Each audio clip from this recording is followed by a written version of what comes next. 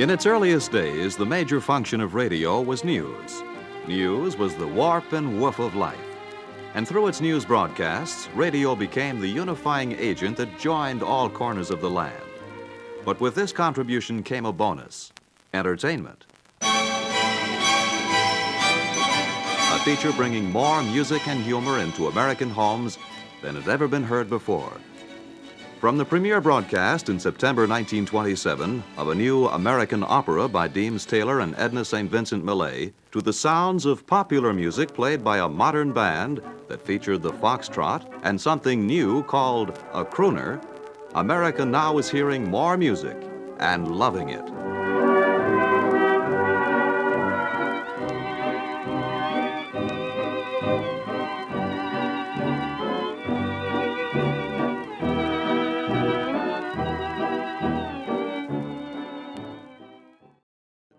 Making feminine hearts flutter from coast to coast via the radio around 1934. Meanwhile, an Oklahoma cowboy was making hearts flutter and blood pressure rise in a different way. This rope-twirling graduate of the Ziegfeld Follies, his audience now in the millions thanks to radio, had America's politicians snorting from the sting of his satire. Here's how Will Rogers viewed and skewered some of the Depression relief plans. Somebody come along with a plan to plow under part of the cotton. And we did, and other nations like Brazil found out where we'd plowed it under, and they come and dug it up, and now they've got more cotton than we had. Somebody had a plan to plow under every third acre of wheat, and the wind come along and blew out the other 2 acres. It was all a fine plan. It was a fine plan, well carried out. We wanted to raise commodity prices, and now we find there's more people eating than there is raising. And if you get things too high, the guys that eat is going to come hollering, you know? So plans just don't work. If they're milk and honey to you, they're poison ivy to somebody else, you know? But even if your plan don't work, it ain't any discredit, you know. Our own Savior had a plan, in fact, 10 of them. He left them to us, and he knew they'd help us, and we know they'll help us. He said, love thy neighbors thyself, but I bet there ain't 2 people in your block that's speaking to each other. We know that all these things, we know them all in our own heart, but I don't know, we just ain't going to do them, that's all. And in our own downright conscience tells us that there's no reason why anybody should have more than you. There ain't nothing wrong with the plan, only just one little defect. Nobody ain't gonna share it with you, that's all. I know a lot of tremendously rich people that should share their wealth with me, but they just don't see it my way. Then I know folks that ain't got as much as I have that think I ought to share with them. Well, I just can't hardly see it that way either, you know? That is, even if I can see it that way, I'm not doing it. We'll take the case, for instance, that'd be just like getting J.P. Morgan to split what he had with the Navajos or something, you know? Morgan would say, well, why should I split with the Navajos? I got nothing in common with the Navajos.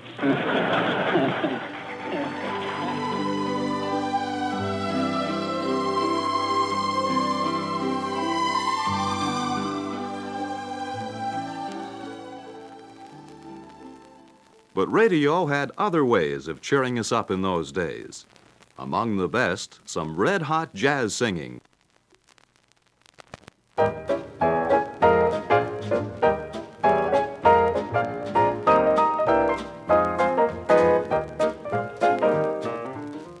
Not all of radio's entertainers were of the rock'em sock'em school.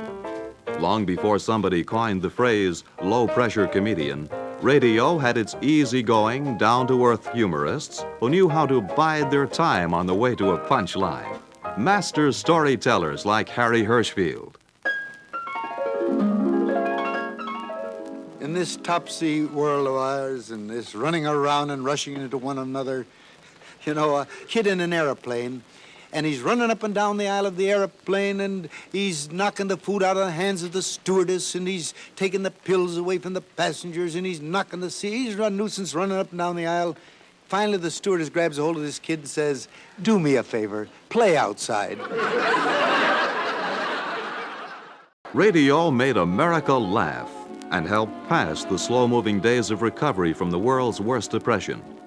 Another way America passed the time was listening to radio quiz shows, the most popular of the day being a musical quiz called the College of Musical Knowledge, featuring a host of talented performers like Ginny Simms, Harry Babbitt, and Ishka Bibble, and presided over by an immensely popular personality who introduced the Kay Kyser theme song like this.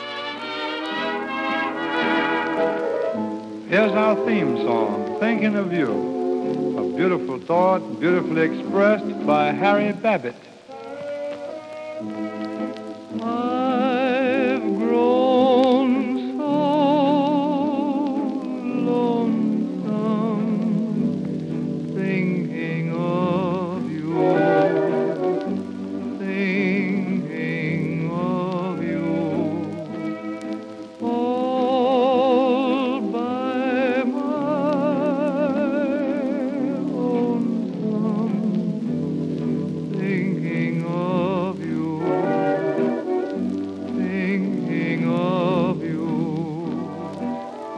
When you were mine, dear, the world was mine, dear, and my skies were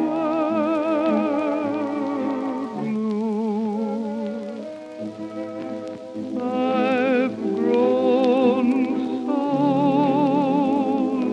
lonesome thinking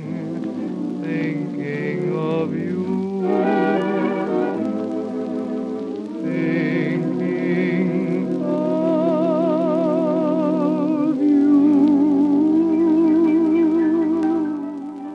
Back in the 1940s, when you spoke of the old professor, you meant Kay Kyser, not Casey Stengel. Radio's comedians made America laugh, but one entertainer more than any other made America sing. He was vaudeville's greatest minstrel man, dynamic Al Jolson. There's an old show business adage that says, always leave 'em laughing, and radio did just that.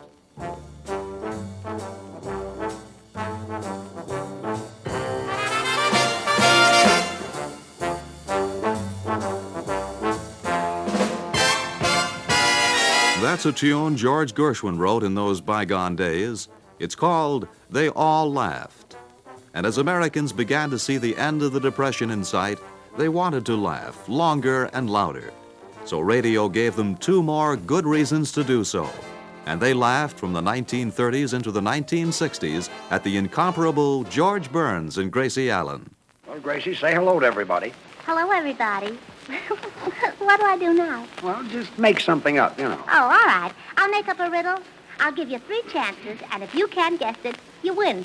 If I can't guess it, I win. Well, what happens if I guess it? Well, then it's a tie. It's a tie? Now, what's the difference? Just a minute, Gracie. This one is on me. A fellow was in a restaurant. He ordered spinach, mashed potatoes, and cheesecake. How did I know that he was a soldier? Oh, is that the one where the fella had on a uniform? Yeah, that's very good, George. Tell us. What I'd like to know is how do I allow myself to get mixed up into these things? Oh, that's very funny. Now, I'll make one up. Not only can I make up riddles, George, I can also tell you what you're thinking about. I'm a mind reader. Listen, Gracie, is there anything that phases you? I don't think so. No. All right, now, think of something. Well, all right, I'm thinking. Is it green? Is what green? Does it hang from the ceiling and whistle? Does what hang from the ceiling and whistle? Does it run along the floor and sing? Listen. Does it climb up buildings and swim? Just a minute. I thought you said that you could read my mind. Well, George, how can I read your mind if you keep on asking me all those silly questions? I'm asking you. Listen, let's talk about something else. Well, Gracie, I'm sorry to hear about your missing brother. Oh, that's too bad, George, because my brother's missing, too.